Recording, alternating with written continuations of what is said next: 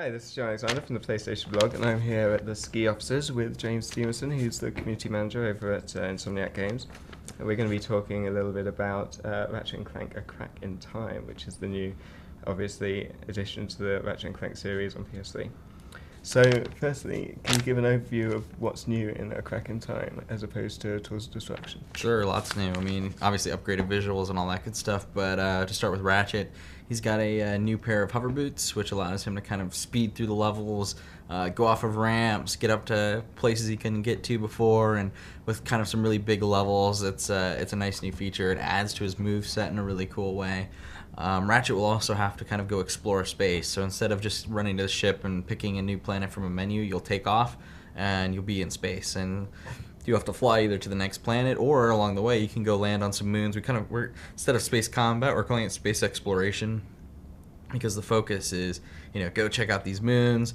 On the moons, we have really hard platforming and hoverboot challenges in the later parts of the game. Early on, it's a little bit easier, but there's tons of collectibles like Zoni to upgrade your ship, Constructo weapon mods for your custom weapons, and the famous gold bolts as well.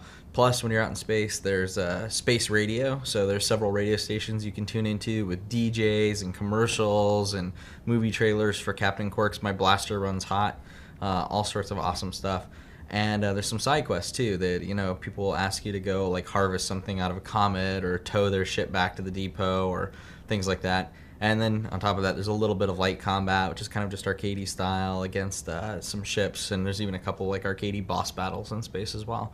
And then we have the Clank gameplay, which is brand new time-based gameplay. Clank has these kind of multiple recorded versions of himself, and it's really hard to kind of explain, but there's going to be a demo on PSN that's kind of the tutorial level for this, so people can go check it out themselves, and we're really, really excited about this. We think the puzzle gameplay is definitely kind of very like the indie-inspired games where you're going, how do I do this? What is going on? And then you have that aha moment, and you feel really smart for a while, and we were really going for that. Nice. That brings me on to my next question quite nicely, actually. So, was there always a sort of a long-term plan to split up Ratchet and Clank for this game, or is that something that evolved from the story? Because obviously the two got separated at the end of Tools of Destruction, so you sort of had to work around that. No, I think we kind of always had this plan. Like, we knew we wanted to do a big epic trilogy that included kind of Quest for Booty as the middle piece, and so when we were planning Tools of Destruction, like, we figured that we knew we would end up with the end where we would kidnap Clank, and so then we kind of knew all along that we were eventually going to get to a point where Ratchet and Clank would be separated, and we would tell their stories individually, and that would be how we'd end up with their origin stories. Now, there definitely was a lot figured out along the way too, but I think we kind of had that overarching story and kind of what might happen figured out well in advance, and you even can see some of the foreshadowing of A Crack in Time that TJ put in, with like you do a battle with Tachyon in the court of Azimuth, which he was kind of hinting ahead to Azimuth's character during Tools of Destruction. So there's a lot of things that we were kind of planning well in advance of A Crack in Time. Okay. Obviously there have been quite a few Ratchet games now, but this is the first time you've decided to talk about their origin stories, their backgrounds. So what made you suddenly decide to discuss that sort of stuff in the narrative?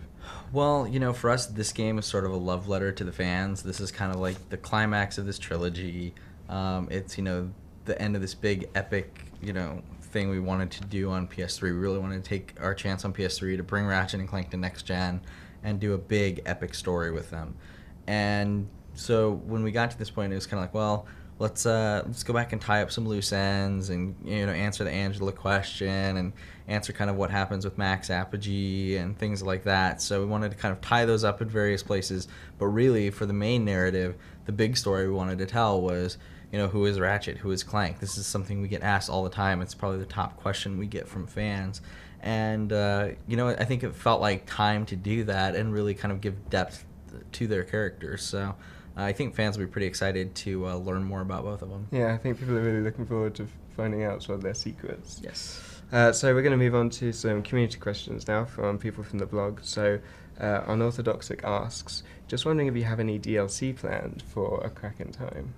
Nothing really right now. So we're just happy to have the game done at this point, and I've got some folks moving on to new projects, and we're always working on new stuff, but no plans for DLC at the moment. Okay. New Sky 87 asks, will we unlock any goodies, or as Wheaty Half in the German blog suggests, a trophy for having Tools of Destruction or Quest for Booty save games on your hard drive? There are some unlockables. You actually do get a discount at the vendors on and get quicker access to the weapons from Tools of Destruction if you have a Tools of Destruction save. Cool. And if you have a Quest for Booty save, you will have a pirate hat for Ratchet if you Nice. so desire. Nice. Afuki asks, does Crack in Time have any unannounced weapons?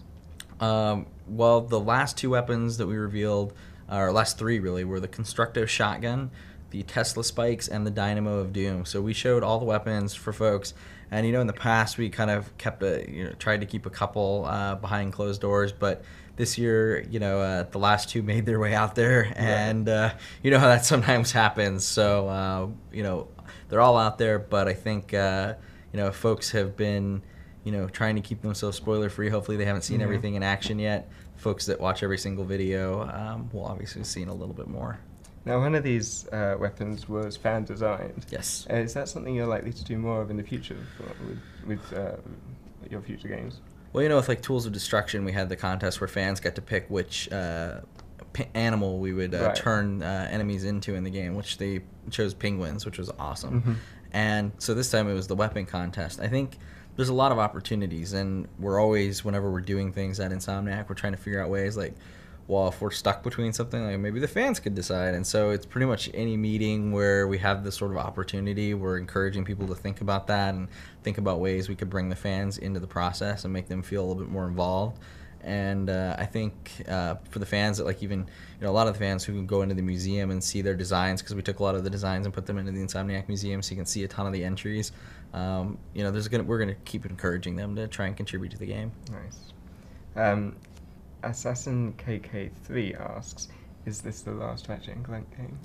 Well, I like to say never, but you'll need to go play the game, and I think you'll find out a lot more about Ratchet and Clank's destinies and if they lie on the same path by the time you finish this game. So you should know a lot more by the end of it. Interesting. Okay.